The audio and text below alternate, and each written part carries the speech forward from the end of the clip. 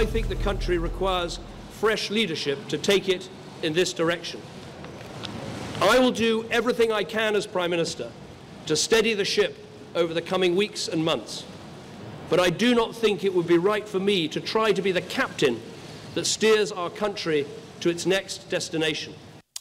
Remember him? That was former British Prime Minister David Cameron back in 2016 announcing his own exit just hours after the UK voted for Brexit to leave the European Union.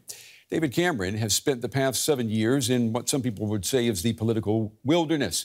The man who gambled on a referendum that ended with Britain's seismic Brexit bust-up with Europe. Today, another gamble by another British leader brought David Cameron back to the front line of government as British Foreign Secretary. Now, few expected David Cameron to arrive at 10 Downing Street today for his appointment. His comeback made even more unlikely by the fact that he's currently not an elected lawmaker. The rare move by Prime Minister Rishi Sunak is part of a major cabinet shakeup, which also saw the replacement of his divisive Interior Minister, Suella Braverman. She was sacked after writing an article accusing London's police of being too lenient with pro-Palestinian protesters. So a reset in Rishi Sunak's Conservative government. Here's what David Cameron says that he has to offer now. The Prime Minister asked me to do this job, and it's a time where we have some daunting challenges as a country. The conflict in the Middle East, the war in Ukraine, and of course, I hope that 6 years as Prime Minister, 11 years leading the Conservative Party gives me some useful experience and contacts and relationships and knowledge that I can help the Prime Minister. All right, I want to bring in DW's Charlotte Chelsom-Pill. She has been watching all of this from London today, I'm sure as surprised as everyone else was. Charlotte, let me start by telling folks about a leaked WhatsApp message from a Conservative MP group that the media got their hands on today. It reads, David Cameron is an unelected foreign secretary appointed by an unelected prime minister. If you could explain to our viewers how the unelected David Cameron, how does he get to be foreign minister? Well, this is a very unusual move. And as you mentioned there, it really was a jaw-dropping moment when it became clear that he was going to become a member of the government once again. Really stunned reactions from people here. How has this happened? Well, it's something that might be unusual to international viewers. It's not completely unprecedented here in the UK. It is possible to be a serving member of government if you are a member of what's called the House of Lords. That's the unelected upper house of Parliament here. And that's exactly what has happened in this case. Today, David Cameron was made a Lord. He's now Lord David Cameron. That's cleared the path for him to take on this role. So Lord David Cameron, who is Lord Cameron accountable to if he's not accountable to the voters?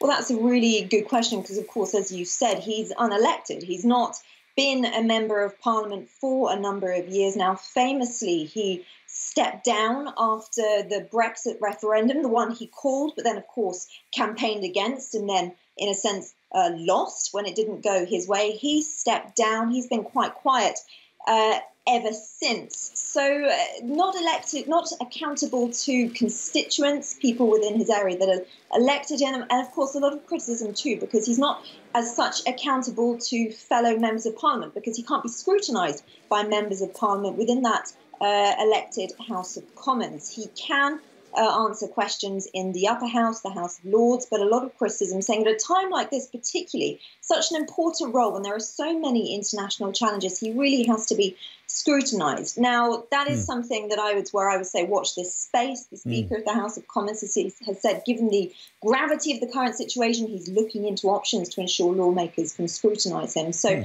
that's something I would expect to see some movement on. Charlotte, did Prime Minister Rishi Sunak, did he give any explanation, why he would choose a former Prime Minister, a Prime Minister who we have to say this, who resigned in failure? well, he might not seem like a choice that you would expect from Prime Minister Rishi Sunak. He leaves a difficult, challenging legacy in some ways, as you're alluding to there. He's not popular, greatly popular with Brexit voters and, of course, Brexit supporters within members of the party, because he campaigned against it. And for Remainers as well, there's still a lot of upset that he called this vote. So not necessarily the most popular. He was embroiled in a big lobbying scandal as well. What are his pros, though? He's clearly very experienced. He's won 2 elections. He is well connected for this role, having served as Prime Minister himself. And I think Rishi Sunak will, of course, be eyeing the election that's coming up in the next year. And in a statement he put on social media, you can hear him pointing to that, really. He said, "Today we built a united team ready to deliver the changes this country needs for the long term. Professionalism, integrity and experience. This is a team that will be bold in making the right decisions, not the easy ones." Charlotte, before we have to say goodbye, what about the Prime Minister's decision today also to sack his outspoken Interior Minister? I mean, what's been the reaction to that?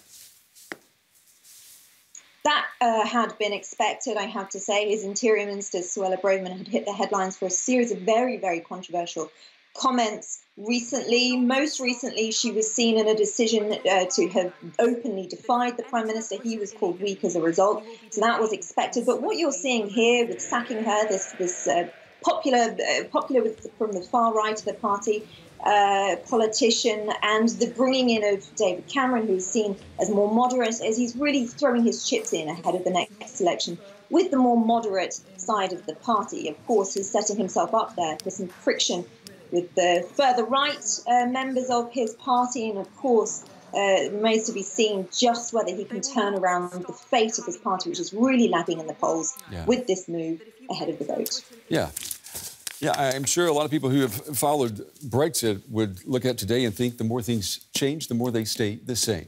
DW's Charlotte Chelsom-Pill from London tonight. As always, Charlotte, thank you.